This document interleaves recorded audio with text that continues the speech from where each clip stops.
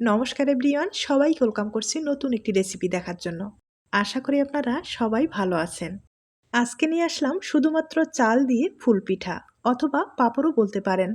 কোনো রকম ঝামেলা করতে হবে না, সহজ উপায়ে তৈরি করা যাবে। দেখতে যতটা সুন্দর, খেতেও কিন্তু ভীষণ সুস্বাদু। সবচেয়ে মূল কথা হচ্ছে একবার তৈরি করে আপনারা পুরো বছর সংরক্ষণ করে খেতে পারবেন। এবার আসি মূল রেসিপিতে, আশা করি আপনাদের ভালো লাগবে। প্রথমে এখানে চাল নিলাম, আর এটা আতপ চাল। আপনারা কিন্তু যে কোনো চাল ব্যবহার করতে পারেন। চালটা আমি ব্লেন্ডারে গুঁড়ো করে নেব। আপনারা চাইলে চালটা ভিজানোর পরেই কিন্তু গুঁড়ো করে নিতে পারেন। আমি কিন্তু ভিজানোর ঝামেলায় যাচ্ছি না, সরাসরি এভাবেই গুঁড়ো করে নেব। অনেক সময় হাতে সময় থাকে না, আবার চাল ভিজানোরও কিন্তু একটা সময়ের দরকার আছে। এই চাল ভিজানোর ঝামেলা ছাড়া আপনার হাতে 30 মিনিট সময় থাকলে শুকনো চাল গুঁড়ো করে খুব সহজেই পিঠাগুলো বানিয়ে নিতে পারেন। চালটা আমি ভালোভাবে গুঁড়ো করে নিলাম, তবে ভিতরে অনেকটা দানা রয়ে গেছে। আর যত ভালোভাবে গুঁড়ো করেন দানাটা কিন্তু ভিতরে থেকেই যায়। দানাটা থাকলে পিঠার ডিজাইনটা তৈরি করতে সমস্যা হয়ে যাবে। তার জন্য অবশ্যই ভালোভাবে চেলে নিতে হবে।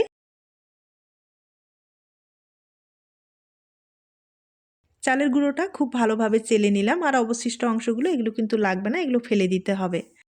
আর দেখতেই পারলেন কত তাড়াতাড়ি কিন্তু চালের গুঁড়োটা তৈরি হয়ে গেল। আর আপনাদের যদি ব্লেন্ডার মেশিনটা না থাকে, সেক্ষেত্রে কিন্তু চালটা ভিজিয়ে পাটায় বেটে নিতে পারেন। আর পাটায় বেটে নেওয়ার পরে আপনারা কিন্তু সহজেই পিঠাগুলো তৈরি করে নিতে পারেন। আর এখন আমি এখানে 1 বাটি চালের গুঁড়ো ব্যবহার করলাম। এরপরে যেটা করতে হবে, এখানে স্বাদ মতো লবণ, এরপরে ফুটন্ত গরম জল ব্যবহার করব। এই পিঠাগুলো তৈরি করতে বেশি উপকরণ লাগে না, মাত্র একটি উপকরণ হলে সহজেই পিঠাগুলো তৈরি করা যায়। আর আপনারা যদি চান এখানে কিন্তু একটু চিনি ব্যবহার করতে পারেন।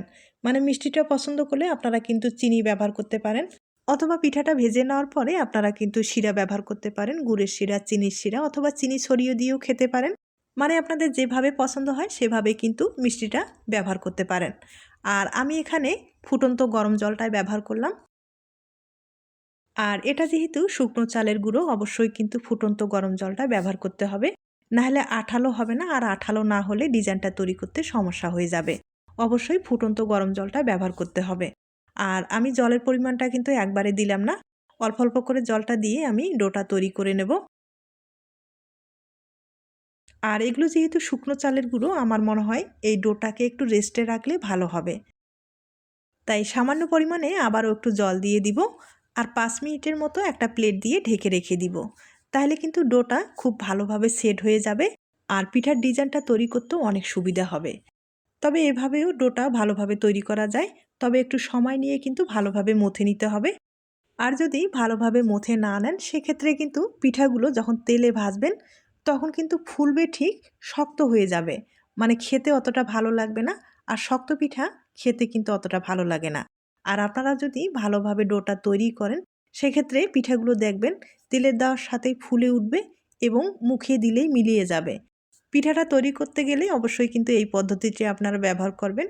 দেখবেন আপনার পিঠাটাও কিন্তু ফুলে ডবল হয়ে যাবে এবং মুখে দিলেই মিলিয়ে যাবে।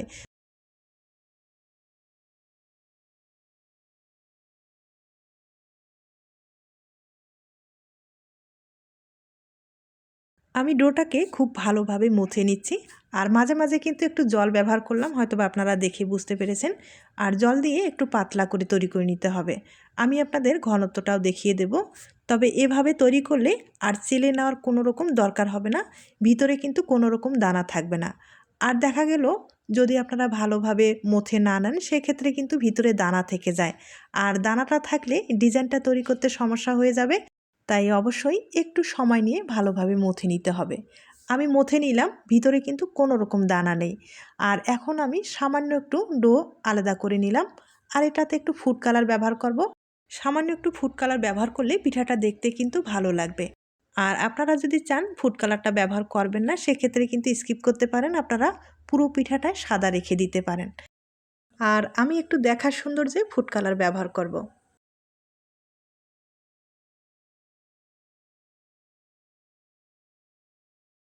ডোগুলো আমি ভালোভাবে রেডি করে নিলাম।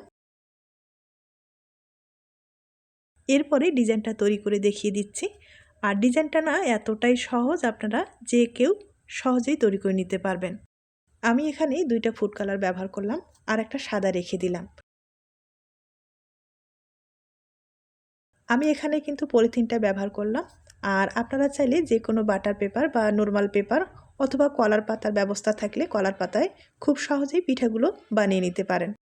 আর দেখতেই পারছেন কতটা সহজভাবে ডিজাইনটা তৈরি করা যায়। এবার আমি সাদা ডোটা দিয়ে ডিজাইনটা তৈরি করে নেব। একবারেই সহজ, এর চেয়ে সহজ আর আমার মনে হয় ডিজাইন হয় না। আপনারা চাইলে কম সময়ে ঝামেলা ছাড়া এই পিঠার ডিজাইনটা তৈরি করে নিতে পারেন। এই ডিজাইনটা সাবুদানার যে দানাটা আছে সেরকম কিন্তু মনে হবে, দেখতেও যেমন সুন্দর হবে আর যখন ভেজে নেবেন ফুলে কিন্তু ডবল হয়ে যাবে। তাছাড়া এই ডিজাইনটা তৈরি করতে কিন্তু বেশি সময় লাগবে না, কম সময়ে আপনারা অনেকগুলো পিঠা তৈরি করতে পারবেন।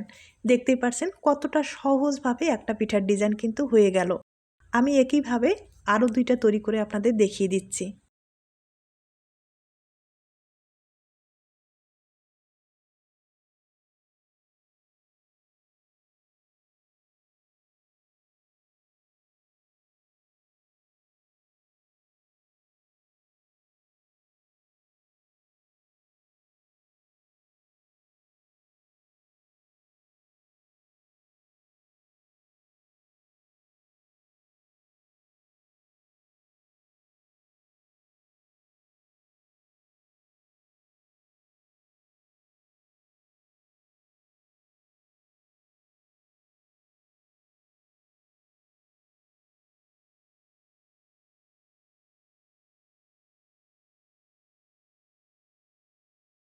এই পিঠাগুলো যখন তৈরি করবেন আপনাদের মনের মতো ফুড কালার ব্যবহার করে তৈরি করলে পিঠাটা দেখতে কিন্তু ভালো লাগবে।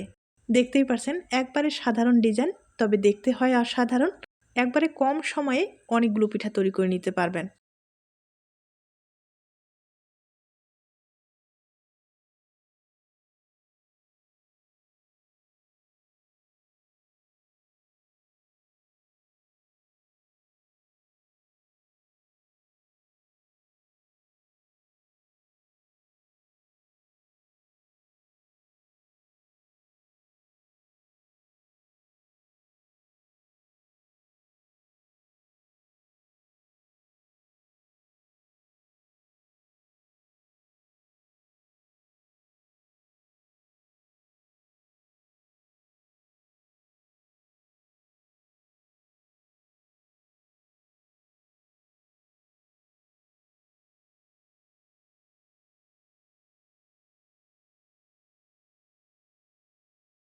আমি আপনাদের 3টা পিঠা তৈরি করে দেখিয়ে দিলাম আর একইভাবে অনেকগুলো পিঠা তৈরি করা হয়ে গেছে।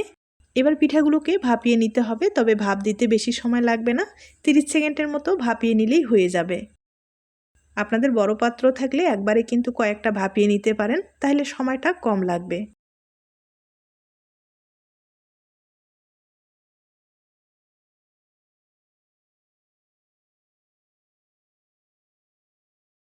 আমি 30 সেকেন্ডের মতো ভাপিয়ে নিলাম আর ভাপানোর পরে ডিজাইনটা কতটা সুন্দর ফুটে উঠেছে আপনারা হয়তোবা দেখে বুঝতে পেরেছেন। একইভাবে আরেকবার ভাপিয়ে দেখিয়ে দিচ্ছি।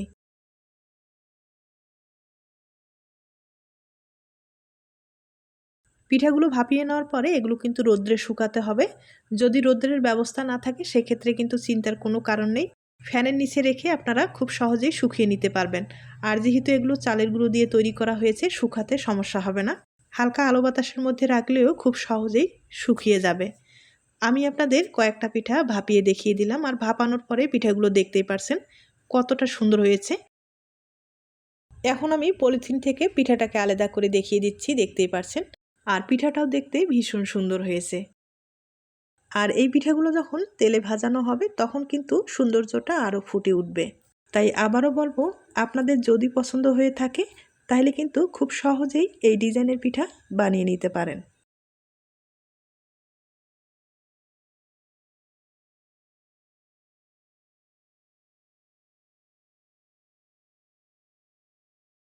পিঠাগুলো আমি ফ্যানের নিচে রেখে শুকিয়ে নেব। তবে আবারও বলবো, আপনাদের যদি রোদ্রের ব্যবস্থা না থাকে সেক্ষেত্রে ফ্যানের নিচে রেখে শুকিয়ে নিতে পারেন, অথবা হালকা আলো বাতাসের মধ্যে রাখলেও পিঠাগুলো খুব সহজেই শুকিয়ে যাবে। তবে দীর্ঘদিন পর্যন্ত সংরক্ষণ করতে চাইলে অবশ্যই কিন্তু রোদ্রে একটু শুকাতে হবে। আর যে কোনো জিনিস রোদ্রে দিলে সেই জিনিসটা কিন্তু দীর্ঘদিন পর্যন্ত ভালো থাকে। তাই আপনারা অনেক দিন পর্যন্ত সংরক্ষণ করতে চাইলে অবশ্যই একটু রোদ্রে শুকাতে হবে। আমি ফ্যানের নিচে রেখে শুকিয়ে নিলাম। আর শুকানোর পরে আপনারা দেখতেই পারছেন পিঠাগুলো দেখতে কতটা সুন্দর হয়েছে। প্রত্যেকটা পিঠাই খুব সুন্দর হয়েছে, আপনারা হয়তোবা দেখে বুঝতে পেরেছেন।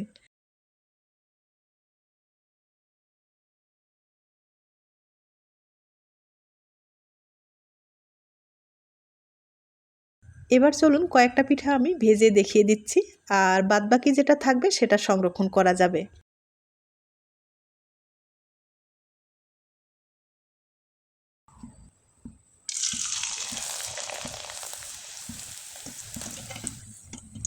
দেখতেই পারছেন পিঠাটা কতটা সুন্দরভাবে ফুলে উঠেছে, ডিজাইনটাও কিন্তু ফুটে উঠেছে।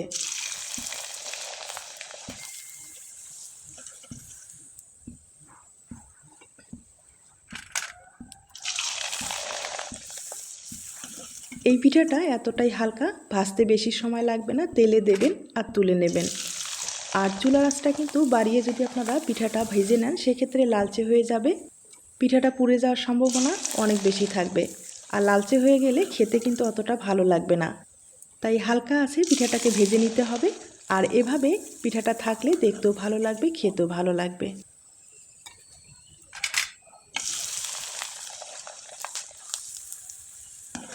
দেখতেই পারছেন প্রত্যেকটা পিঠায় তেলে দেওয়ার সাথে কতটা সুন্দরভাবে ফুলে উঠেছে, দেখতেও ভীষণ সুন্দর হয়েছে। তাই আবারও বলবো, যদি আপনাদের পছন্দ হয় দেরি না করে ঝটপট এই পিঠার ডিজাইনটা তৈরি করে পিঠা বানিয়ে নিতে পারেন।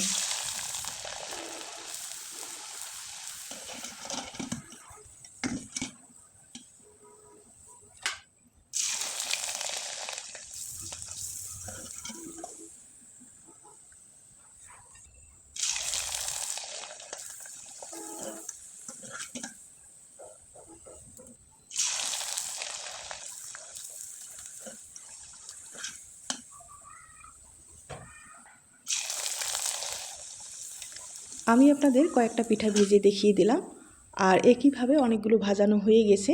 ভাজানোর পরে দেখতেই পারছেন পিঠাগুলো কতটা সুন্দর হয়েছে। এবার আমি উপর থেকে একটু চিনি ছড়িয়ে দেব, আপনারা চাইলে শিরা ব্যবহার করতে পারেন। আমি চিনি একটু ছড়িয়ে দিয়ে আপনাদের পরিবেশন করে দেখিয়ে দিচ্ছি। তার আগে ছোট্ট একটা রিকোয়েস্ট থাকবে, পিঠার এই রেসিপিটি আপনাদের কাছে যদি ভালো লেগে থাকে বা আপনার কোনো উপকারে আসতে পারে তাহলে কিন্তু একটা লাইক দিতে পারেন। এখন আপনাদের দুইটা পিঠা আমি ভেঙে দেখিয়ে দিচ্ছি।